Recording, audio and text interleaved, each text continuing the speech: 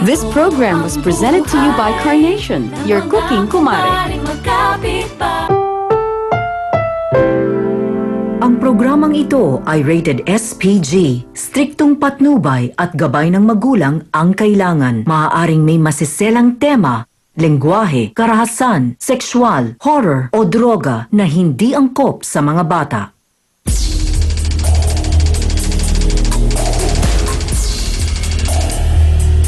Ngayong umaga, Mrs. nagingit-ngit sa galit dahil si Mister naghanap ng ibang babae. Siyempre po, masakit na masakit sa akin. Dahil sa kabila ng mga ginawa ko para sa pamilya ko, eto pa ang igaganti niya, di ba? Lagi nilang pera yung nahanap sa akin yan. Halos araw-araw, lagi niya ako inaaway. Parang wala na akong ginawang tama eh. Alam ko, kabit ako ng asawa niya, pero pinanindigan ko yun sa sarili ko. At saka ako ang ginusto ng asawa niya ang magagawa ko. Pero hindi lang pala isa ang kalaban ni Mrs. May isa pang babae si Mister. Siyempre, mahal ko si Marian. Yan magagawa ko talaga. Mahal na mahal ko ang tao na yun. Malalaman nila kung paano galit ang papatakin ko sa kanila. Ilang taon kami nagsama. Yan bang gagawin niya sa akin ang kapal ng pagmumukha niya?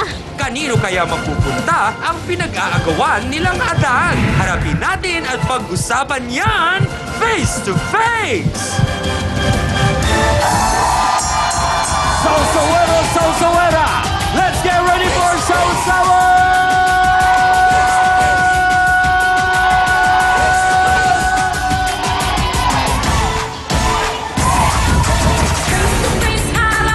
Harapan naman tayo mga kapatid! Sugod na! Uy! Face to face na! Sa pula, sa puti! Nako, sana nga sila ay magbate! Wala na sanang labanan! Usapang maayos na naman! Samahan niyo kami! Simulan na natin to!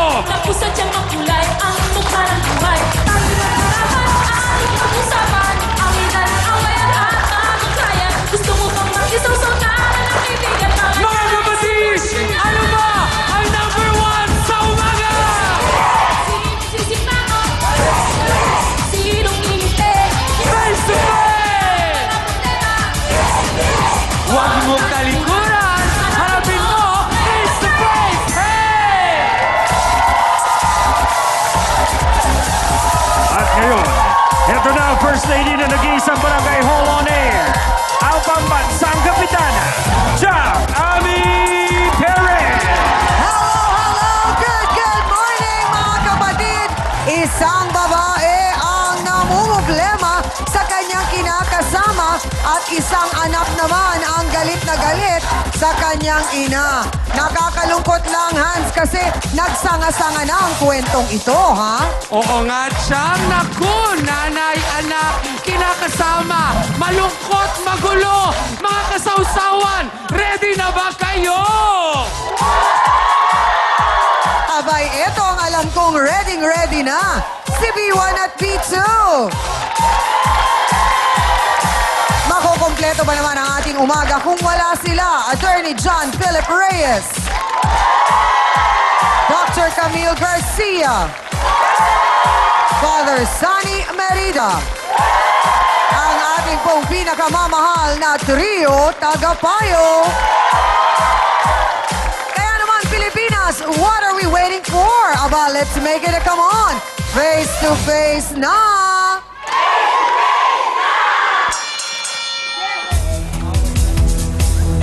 Ilang taon daw niyang kinimkim ang sama ng loob sa kanyang ina dahil pinabayaan daw sila, pati ang tatay nilang may sakit. Bakit naman kaya nagkaganon? Ikwento mo sa amin, Jessica Garcia. Pasok!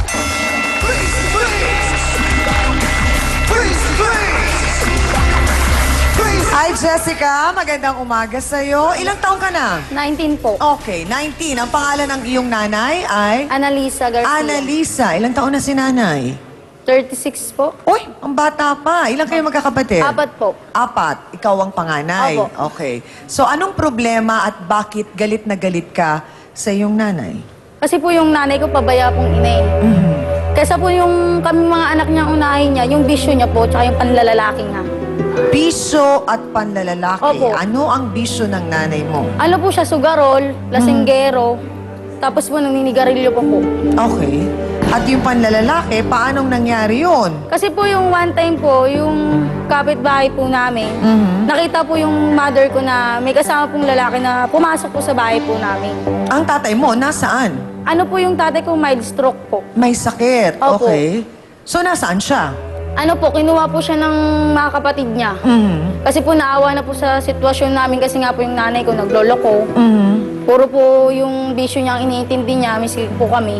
So, yung sinasabi mong may dinalang lalaki sa bahay, kinausap mo ba ang nanay mo tungkol dito? Opo, Anong sabi niya? wala daw po, wala naman daw po silang ginagawa.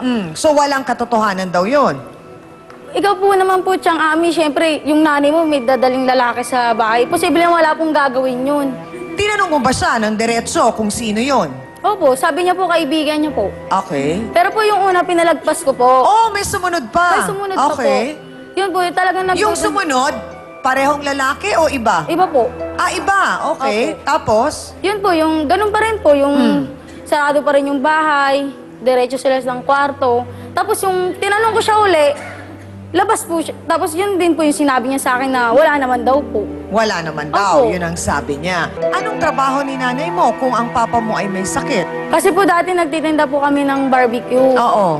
Yun po, yung Pinagkakakitaan Opo. ninyo. Tapos Oo. po ako nagsa-sideline po ako sa mga bar-bar, pumapasok po ako. Pumapasok ka na rin. Hindi ka Opo. na nakakapag-aral? Opo, hindi na po ako nakatapos. Okay. Kasi po yung kapatid ko po yung inintindi ko na makapagtapos. Ilan pa ang kapatid mo na nag-aaral? Dalawa pa po. Dalawa pa. Opo. So, ang nagpapaaral na doon, ikaw o ang nanay mo? Ako po. Ikaw na. Anong Opo. sabi ng nanay mo? Wala po, miski na purihin niya ako, ako pa daw yung sinasabi na wala daw akong maitulong, mayabang daw ako. Okay. Lumalabas-labas, kahit saan. Hanggang po yun mo, nangyari po, nagka-baby po ako. Nagkaroon ka na ng anak. Opo. Okay. Ayun po, yung... So, sino ang ama nun? Di ko po alam. Hindi mo rin alam. Opo. Ilang taon ka nung pumasok ka sa ganong trabaho? Mag-18 po. Mag-18. Opo. So, ang bata ay nasan ngayon?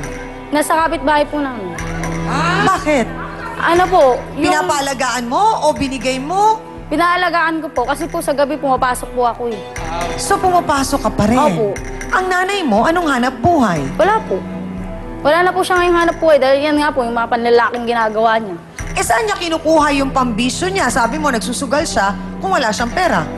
Siguro po sa mga lalaki niya nakukuha yung mga Oo. pera na yon. Tapos miski na ipaka... Okay, ang tanong, pag may nakuha ba siyang pera dun sa lalaki, wala siyang ibinibigay para sa mga... Sa inyong magkakapatid? Wala po. Diretso po siyang sugalan. Pag hinihingian mo po siya, nagagalit pa siya. Okay. So, yung tatay mo na may sakit, alam itong mga nangyayari na ito? Opo, nakikita po, naawa na lang po ako sa tatay ko. Paanong nakikita? Yung one time po na nahuli ko siya, yung tatay ko po, nandun pa po sa amin. Oh, okay. Tapos po, yung magkatabi sila nung lalaki, Oo. syempre yung nararamdaman ng tatay ko, masakit para sa kanya, yung ganun na lang siya ng ganun. Parang may gusto siyang sabihin. Oh my! Siya man po ay masama rin ang loob kay Jessica dahil ayon po sa kanya, abay, wala raw kwentang anak. Ito namang si Jessica. Bakit mo naman nasabi yun? Narito po si Annalisa Garcia. Pasok!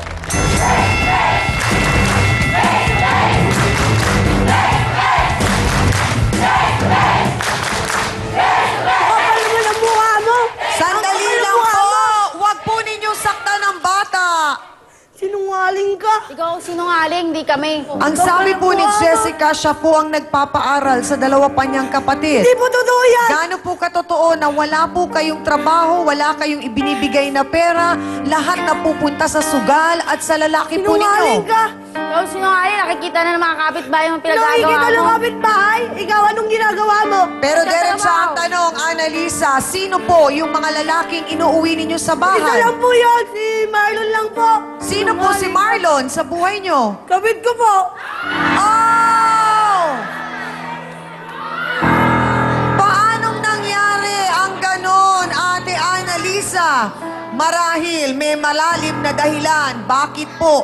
Nakarelasyon niya yung Marlon na yon at yun ang aalamin natin sa pagbabalik po ng Face to Face. Pati di ko, siyang yung huli. Oo. Taxi nung ano ko yun, nung kumpare ko ah. Oo. Baka ako na hold up o ano doon sa loob ng taxi. Lakas loob po ako sumilip, Chang. Nakita ko, ahubot-hubad.